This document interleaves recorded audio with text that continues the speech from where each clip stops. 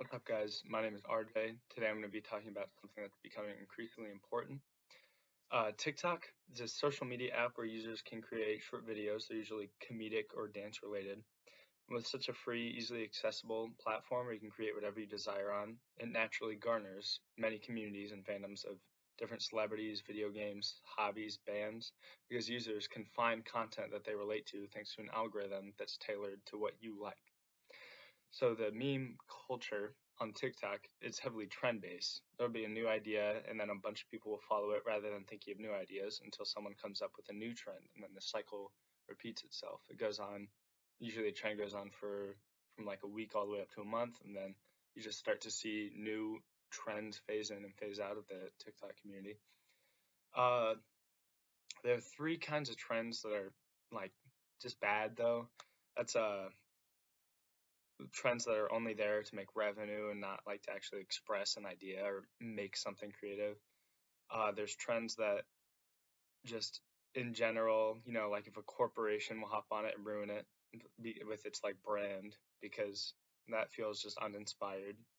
And then there are trends that are there to put other people down. That's really toxic. It's really toxic behavior on TikTok, and it would be a lot nicer of an app to use if this didn't occur.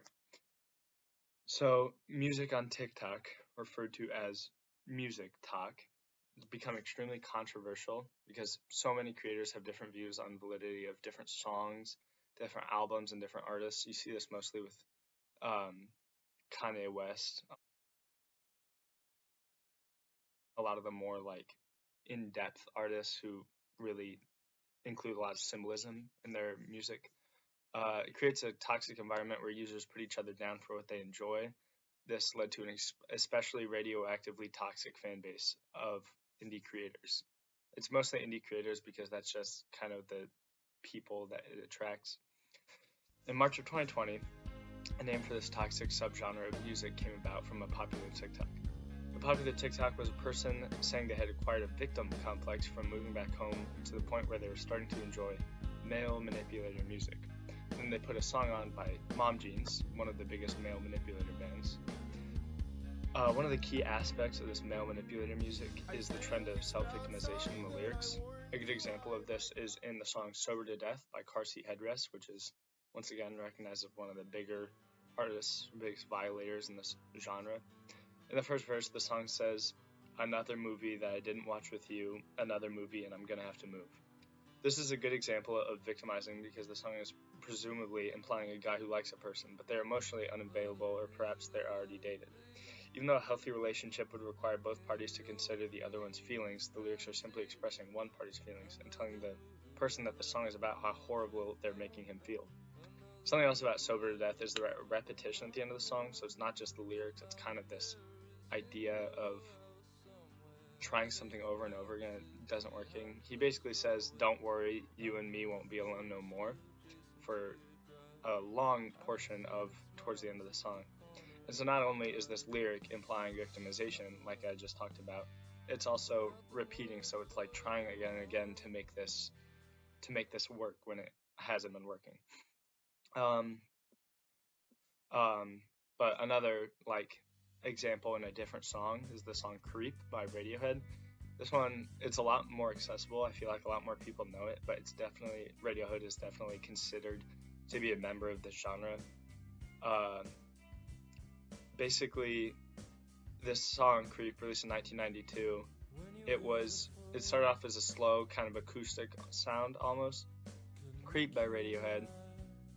It has some of the same lyrics that we look for in this kind of trend in male manipulator music, and that's one of these is "I wish I was special, you're so very special." That's what it is in the clean version, and that's it's putting somebody up on a pedestal, and that's going to lead to you not appreciating yourself. Obviously, that's not good. It also, in the chorus, just "I'm a creep, I'm a weirdo, what the hell am I doing here, I don't belong here." He's given his love interest so much attention that he's depraved himself of his basic needs for adequate mental health. He starts demonizing and punishing himself for essentially the way he feels about someone. Another big part of what makes this genre called male manipulator music is the fan base. A big problem that's seen within the fan base is gatekeeping. Gatekeeping is the activity of controlling and usually limiting general access to something. This is a big issue for fandoms of some bands. If you don't know an entire artist's discography, your fandom of them might be challenged. It might seem unimportant, but listening to artists is an expression of somebody's personal identity. And so if it gets belittled because you don't know all this knowledge about them that's not even relevant to liking some of their music or some of their songs, it can be really damaging to somebody. So big example of this gatekeeping trend is in the band Car Seat Headrest, once again one of the biggest violators. In 2018, the subreddit for Car Seat Headrest, which is a little community where people gather to discuss things they're interested in, had to be shut down. And Will Toledo came out and said this in a stream of tweets. He says, "To be a fan, you just have to listen to the music."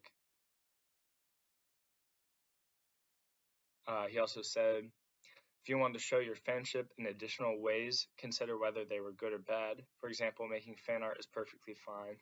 Other activities such as digging up pictures of him at the age of 13 from MySpace, pretending to be him on SoundCloud to release his private music are not okay."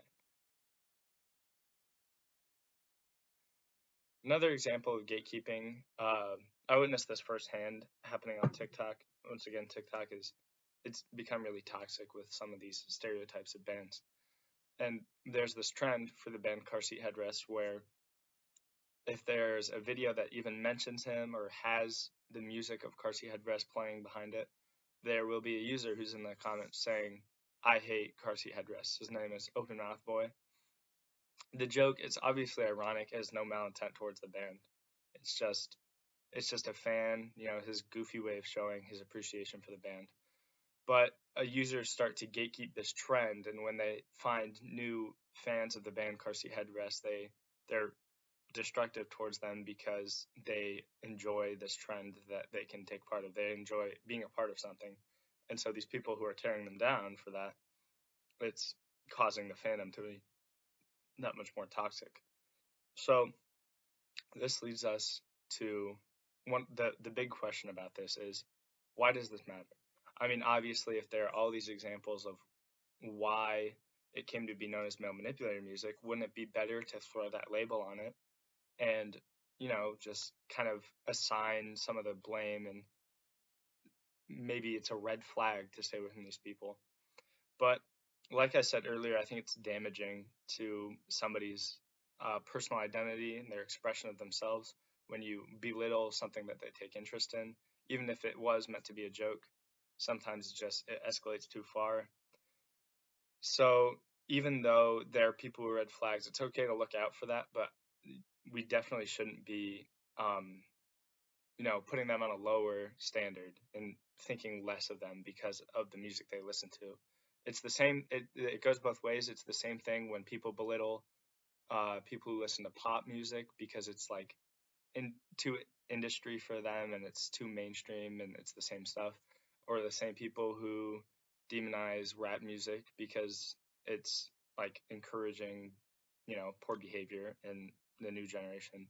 So it needs to go both ways, and we need to recognize that this is toxic behavior to put down a genre because you don't like it. And I think if we do this, it'll definitely make the music community, music talk specifically, it'll make this a better place to be and a better place to enjoy yourself and express what you think it means to be you. So thanks everybody for watching. I hope you learned something or tried to see something in a different sort of point of view. If you didn't, that's okay. Just try to make sure you're being, nicer to these people because it can affect them, and it's definitely not something you want to be doing.